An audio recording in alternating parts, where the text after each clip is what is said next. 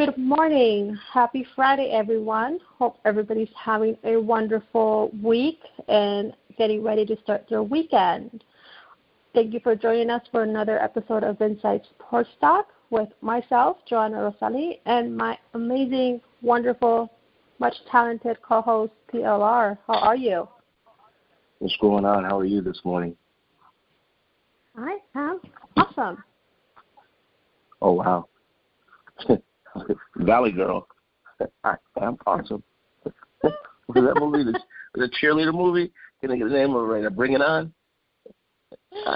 Yeah. That was funny. Funny.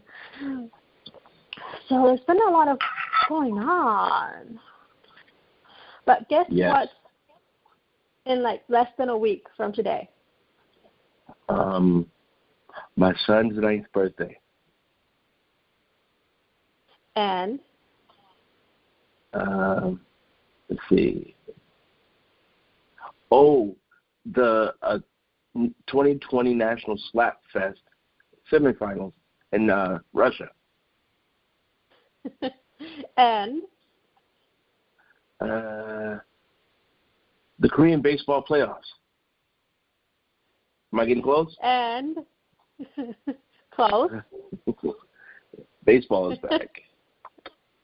Baseball is back. Opening day. Yes.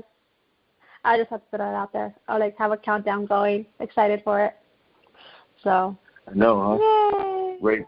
Yes. It is back. I just have my fingers crossed that it will actually make it all the way through the end.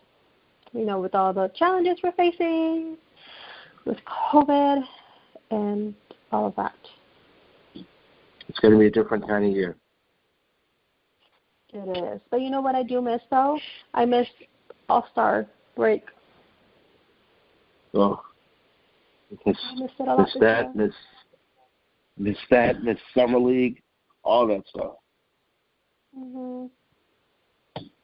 So yeah, next year will be better. I know. You know, I like when people say it can't be worse. Hell, they don't know. It could be. So let's just hope that it gets better. That's the key. Let's just hope it gets better. Yes, hoping for the best. So, yes. So somebody who's hoping for the best and has been the realm of news in NFL for the past several weeks now. First, this was with their name change and having that, pushing for that from their sponsors, Nike, FedEx, and so many others, their shareholders, you name it. And now there's another news that came out is there are allegations of assault that came out. So I think this is going to be huge. And even though that person or persons may not be with the team any longer, it's still going to take an effect on the franchise. You know, they have Ron Rivera, who's now the face of the team, and who's out there and, creating a new culture.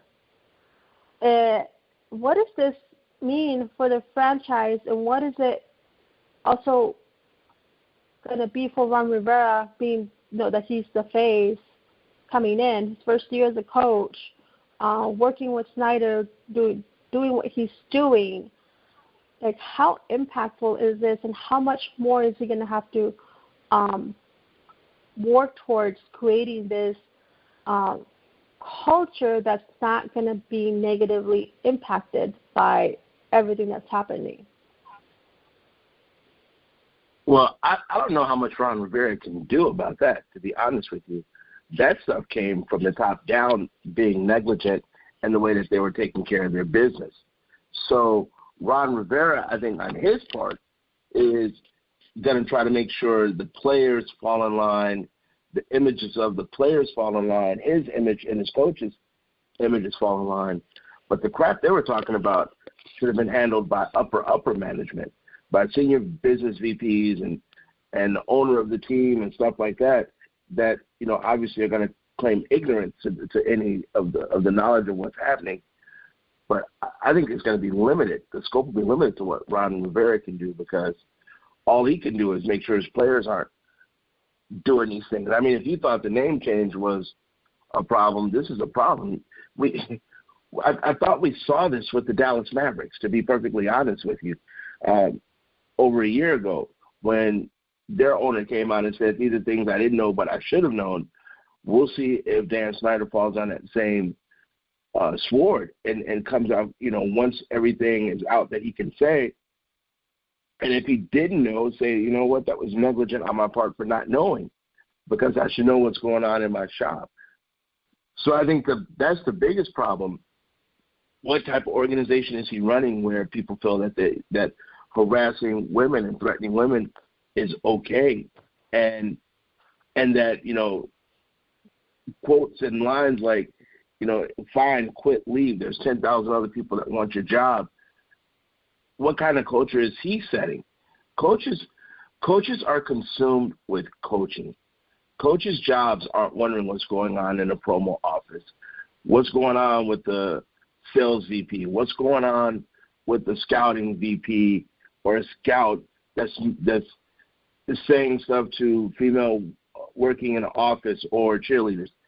Coaches can't do all that because they're not a high school coach that can put their hand on everything like that. So that crap comes from the top down, and it makes you wonder what type of organization Dan Snyder is running where this can go on right in front of his face. I really find it hard to believe that Snyder did not know, or at least had a feeling that something of this nature was happening or was occurring, and that he would have been that negligent to not know. It's 15, if I remember correctly, that came forward with these allegations. That's a huge number. Well, it is. But you know what?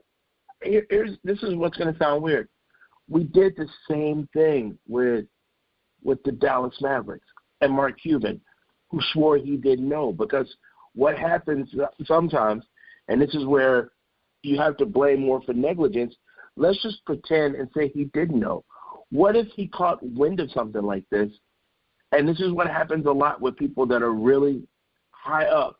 They'll catch wind of something, and they'll say, hey, heard something about someone's unhappy with the way they're treated. And then they'll say, what's going on? Then the person who's supposed to take care of it for him says, don't worry about it. I got that handled. You're good. A lot of owners have a trust in those people that say that, and then they go on about their business instead of following back up and saying, hey, let me see the reports, or let me see what happened with that situation you said you were going to take care of, I asked you about. It could be something like that. Now, I'm not saying that he shouldn't be at blame for that because he's running his own ship. But at the same time, that happens a lot. So, and if we're going to give, and this is where this goes back to, and I'm going to use this example, when Riley Cooper said stupid crap and he didn't get cut, and he said racist stuff and didn't get cut, and I remember saying, and Ed Smith saying this too, that set the precedence. So when Deshaun Jackson said racist, stupid stuff, he didn't get cut. They set the precedence. Well, we've kind of set this owner precedence, even though it's cross sports. We gave Mark Cuban the benefit of the doubt when he said he didn't know, and he thought it was something that was, going to be taken care of, or that part of his organization he didn't touch as much. If Dan Snyder comes out and says the same thing, how are we going to hold him more accountable, any different, if he feels his staff was already going to take care of certain things? So should we be upset? Yes. Should he have known? Yes. Should he have done something about it if he knew? Yes. And should he have followed up on it if he heard winds of it? Absolutely. And should he take the heat for this? Without a doubt, he should take the heat. I just don't think, even though I think Dan Snyder is a lousy owner, I don't think that when this all boils up and it all comes out, unless they can finger him as absolutely positively knowing, I don't think we could treat him any different than we could treat Mark Cuban in assessing the blame and the amount of heat that they get, which will be heat because they deserve it, but I don't see the difference. Yeah, you do bring a strong point there. Because if you don't set that precedent, what does that mean for anybody else following that does something like that? Yeah, and you would think that by saying that they would do something, but if this happened in 2014, 2015, a lot could happen if the person that was supposed to take care of everything is no longer there and thinks everything is fine, or they think everything is good, or they think they took care of it. That's a whole different scenario. So I want more. I guess what I'm saying is, before I just completely hang him out, I just want more information. And then once we get that more information, then let's assess what should happen. But from what I can read so far, they're going to get hit hard, and they should get hit hard. And even though he may not have known, or maybe his fingers weren't directly on it, he should have known, and he's going to pay some heavy fines, some heavy suits. And if people do time for this type of harassment, then they damn well should do time, because you can't harass women like that. And you can't say to them, there's 1,000 women that wants this job if you want out. You can't say that. Right. No, and I think, and I agree with you that this is going to, come down really hard, because not only on Snyder, but especially on those that, like you're saying, that he trusted on those staff that would handle a situation like this, and thinking it was handled, probably it wasn't handled, or along those lines. It's going to come down like a domino effect. It's not only him; it's going to come down on everybody else that's been involved in taking some hand on addressing this matter. And especially if it wasn't, oh my gosh, even more. It's going to blow up. Yep, and well, it should. So, developing story. We'll see what's more to come in the following days, but I think there's going to be a full investigation on everybody regarding this. Yep. Without a doubt. Keeping with the NFL, we have J.J. Watt, who's, I guess you can kind of say he's become the voice for the players on a post. He just commented on asking for answers and regarding testing, training camp, and asking for details that are not known. NFL's around the corner. Right now, you would typically be a month and a half away from training camp, if I'm correct, and preseason games. So there's still not a lot of clarity for them as to what that protocol is going to be, how the testing is going to work, how training camp's going to work. We see how baseball, how that's working. We're seeing how NBA, WNBA, how that's functioning, but we still haven't heard. And you and I have said it time and time again. It's like the NFL is like, but pretending that like it's not there, like nothing's happening, like we're not, in a pandemic, so to speak. Now, and we have, we're having Nick come out, where now they're wanting to know, hey, what's happening? Addressing their concerns. They want to know more. They're pushing for answers. So it's only a matter of time before somebody said something. So we're going to have camp, or we're not going to have camp.